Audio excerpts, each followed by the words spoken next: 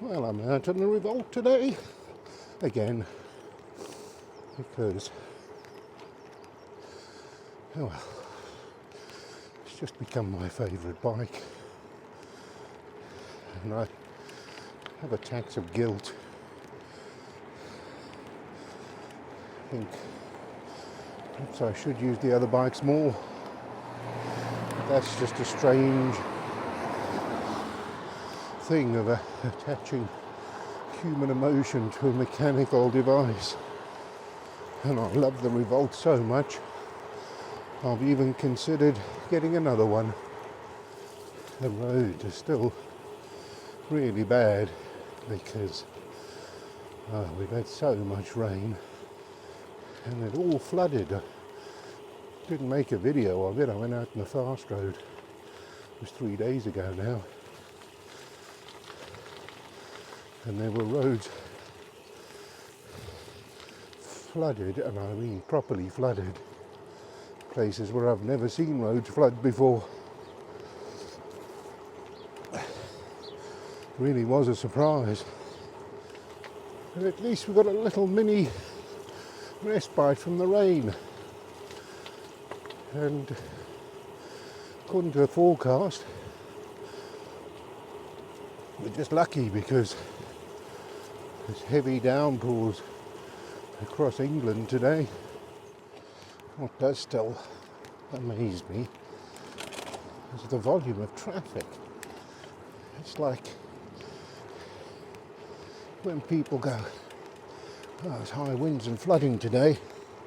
What should we do? I don't know. Let's get in our car and go and drive around in it. So yes, I have been considering selling the Trek and getting another Revolt. And most of you will think that's quite stupid because I've already got one. Most people have bikes for different things if they have multiple bikes. But I'm different. I do have the Fast Road, which is a flat bar bike and obviously a different style of riding. But the Trek and the Revolt, I do pretty much the same sort of riding on them. But I have different bikes for reliability, really. Because I don't think bikes are as reliable as they should be, considering the way the technology has moved on and the cost of the bikes. But even just service items, I mean, I put the Fast Road in for a service. It needed a new bottom bracket. No surprise, I mean, it's the bike I ride through the worst of the weather, but they couldn't get one for over a week. So if that had been my only bike, there would have been no cycling for me. Imagine the winter. In the summer, if you have a problem, sometimes 2 weeks before the shop can even fit you in to have a look at it. So that brings me on to today's discussion. It was a long intro, wasn't it? The topic for today's discussion is reviews. Where do you find an honest review? And it started with me looking at this new Revolt Advanced Zero. Good price, but it's got carbon wheels, which obviously is a good thing. But they're Giant's carbon wheels. So the wheels that came with this Revolt were shit. I had to go and replace them with DT Swiss wheels. So is it worth paying for carbon wheels only to find they're shit? But are they? Well, where do you find out? And the thing is, I can speak here from a bit of experience because I spent some time as a motoring journalist, and I can assure you, motor manufacturers don't want honest reviews. And as a motoring journalist, you rely on them. You rely on the manufacturers to provide you with vehicles to test. And if you do too many honest reviews, they simply stop sending you cars. And the other thing is, somebody said to me right at the start, if you want to see the world, become a motoring journalist. As they do these lavish car launches all over the world. They're usually exotic locations. And they fly you there and they put you up in nice hotels. And they ply you with food and drink. And then there's the gift. The gift you get for attending, which is usually something quite nice. They give out things like watches. I even read a review by one journalist who complained about the quality of the gift that he was given at a car launch. But nonetheless, what they want is a puff piece where you just say good things about the car. Some journalists are so afraid of upsetting the manufacturers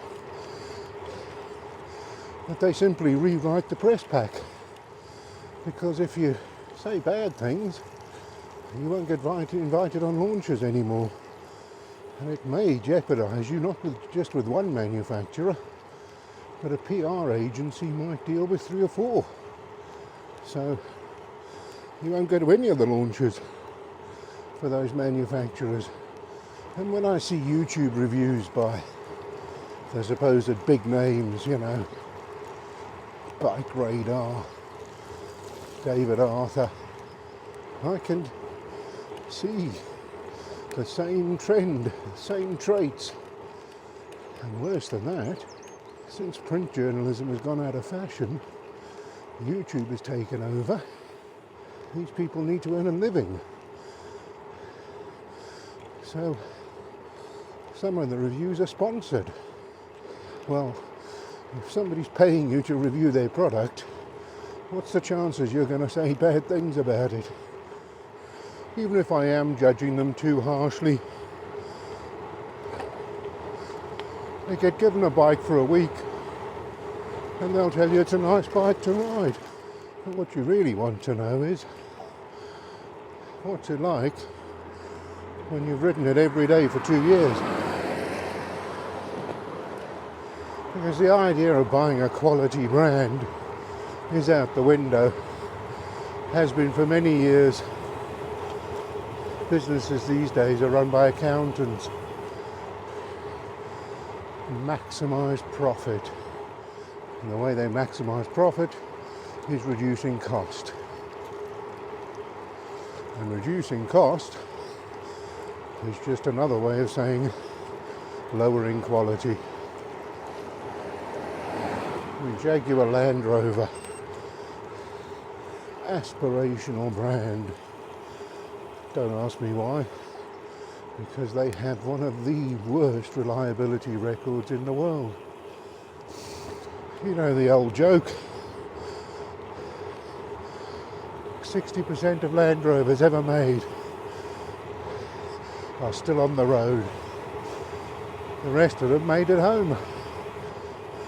And if you look at the other so-called premium brands, Mercedes, BMW, they all come very low down in the reliability surveys. And then if you look at personal reviews, because that's where it's at really, should be, shouldn't it? People got nothing to lose, just telling you what they think. But again, you need to take them with a pinch of salt, because firstly, And the biggest problem of all, you buy a product online,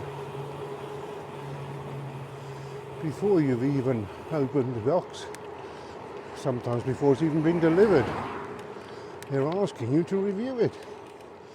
So someone opens the box and goes, looks like the thing I ordered, 5 stars. Goes wrong 3 days later, but you've already done the review. And of course the other side of it is, people give it a negative review, and you look at the reason why, it's because it arrived damaged, because the delivery driver threw it over the fence and it landed in a dog's bowl of water. That doesn't really give me any indication of the quality of the product, I'm afraid. Oh, and of course there's another one I forgot to mention.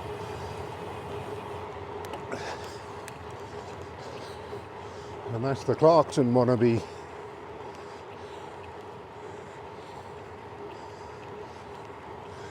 See, Top Gear at its peak had 16.7 million viewers. Incredible.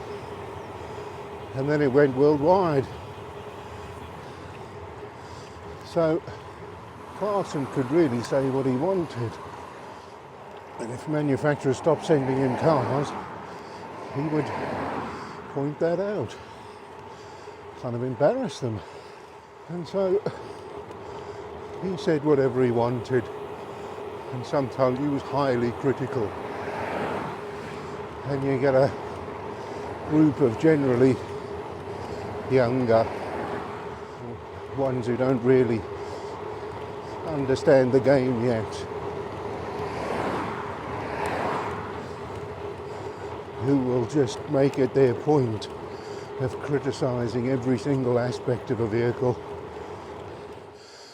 So I'd be interested if you'd let me know in the comments, where do you get your reviews from? And which ones do you trust?